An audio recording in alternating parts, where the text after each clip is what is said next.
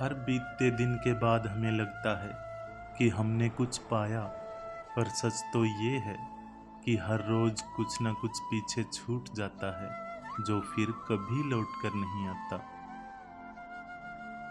संतोषी जीवन, सादगीपूर्ण जीवन, प्रेरणा से भरा जीवन, मिलावट और बनावट से दूर जीवन, नेक रास्तों पर चलने वाला जीवन और सबको साथ लेकर चलने वाला जीवन ही सबसे बेहतर और सुखमय होता है। मनुष्य को सम्मान बहुत प्रिय होता है।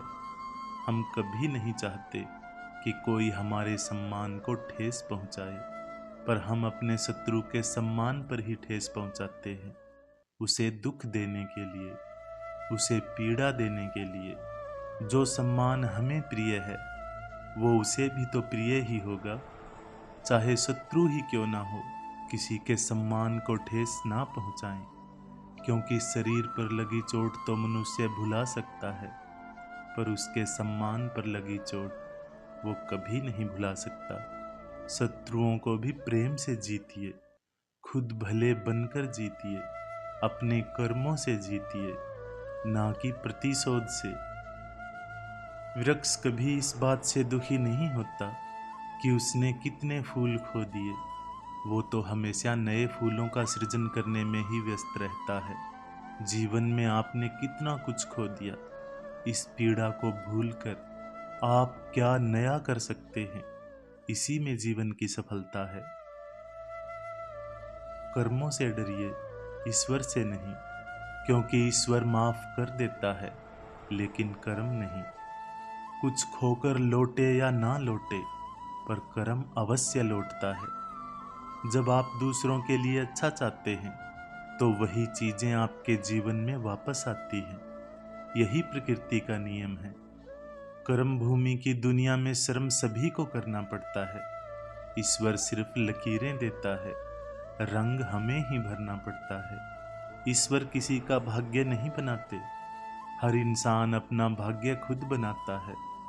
आप आज जो भी कर्म कर रहे हैं उसका फल आपको कल जरूर मिलेगा, और आज जो आपके पास है वो आपके द्वारा पहले किए गए संचित कर्मों का ही फल है।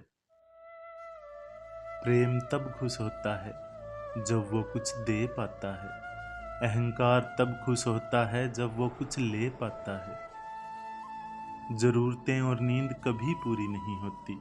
जो जितनी सुविधा में है वो उतनी ही दुविधा में है।